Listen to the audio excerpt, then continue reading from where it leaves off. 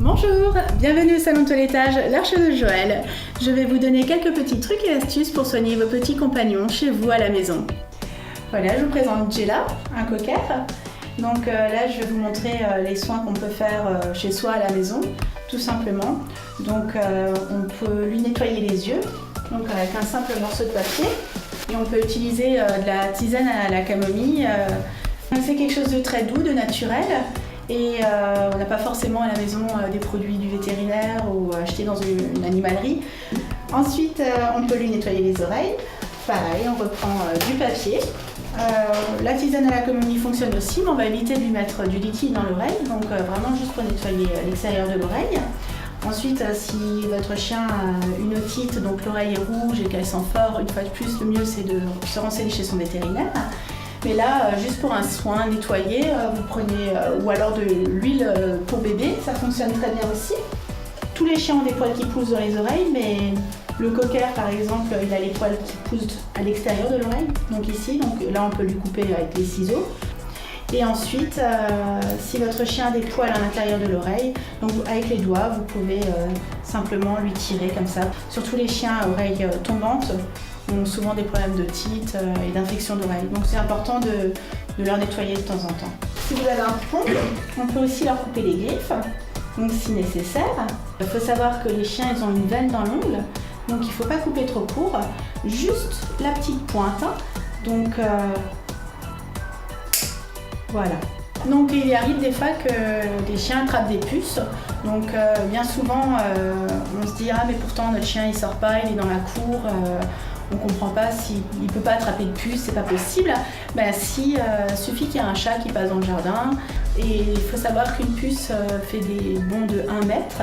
Donc une puce saute et donc peut se transmettre d'un animal à l'autre très rapidement. Une puce pond jusqu'à 100 œufs par jour, donc il est important de tout de suite vérifier si vous voyez votre animal se gratter, de tout de suite vérifier s'il en a ou pas.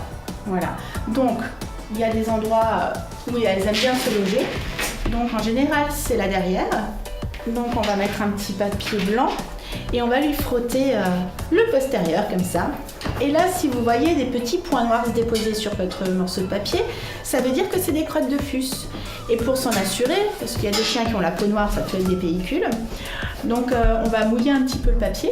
Et alors si le papier devient orange, donc c'est bien une crotte de puce. Et d'autres endroits stratégiques où les puces aiment bien se loger, c'est ici, sous le ventre. Alors ici, pareil, si vous voyez plein de petits points noirs, vous pouvez même les voir courir. Hein. Voilà, donc après vous pouvez traiter votre animal soit avec des produits naturels, mais c'est pas ce qu'il y a de plus efficace. En produits bio, ça peut être un répulsif, mais ça va pas traiter votre animal, ça va pas faire fuir les puces et ni les tuer. Donc le mieux c'est d'utiliser des produits antiparasitaires comme vous trouverez chez votre vétérinaire ou en animalerie. Les produits de grande surface ne sont pas d'extrême efficacité et n'oubliez pas de traiter leur environnement. Puis le plus important sur ces produits, c'est qu'il y a de la permétrine. Donc c'est vraiment ça qui permet de tuer la puce, les œufs et les larves. Voilà. Là on a Loulou, un chat européen, et on va lui nettoyer les yeux et les oreilles. Là avec des produits simples qu'on a à la maison, on peut leur nettoyer les oreilles. Dans de l'eau tiède, on fait infuser un petit peu de tisane à la camomille. On laisse un petit peu refroidir parce que naturellement, il faut faire attention de ne pas les brûler. Hein. Et alors, on lui passe simplement un petit bout de sopalin ou un petit bout de papier comme ça pour lui nettoyer l'oreille. Maintenant, je vais vous montrer. Voilà, il est aussi son doigt dire. Oui, bien sûr. Comment on coupe les griffes. Donc ça, c'est intéressant parce qu'on ne sait jamais jusqu'où aller. Donc effectivement, il y a une veine dans l'ongle. Alors lui, comme il a les griffes claires, peut-être qu'on va voir quelque chose. Donc en appuyant simplement sur le coussinet, on peut sortir la griffe. Donc là, on va couper simplement le petit crochet. Voilà. Donc c'est pour éviter de couper la petite veine qu'ils ont dans l'ongle, sinon ça saigne. Voilà. Maintenant, on lui a fait un simple soin, voilà, des oreilles, les yeux et les griffes. Et puis c'est un très bon moyen aussi d'avoir un contact avec son animal et prendre soin de lui. Et voilà, on peut le caresser, ensuite on peut le brosser, soit avec une brosse avec des picots en métal, donc sans appuyer, hein, simplement en lui passant un petit peu partout.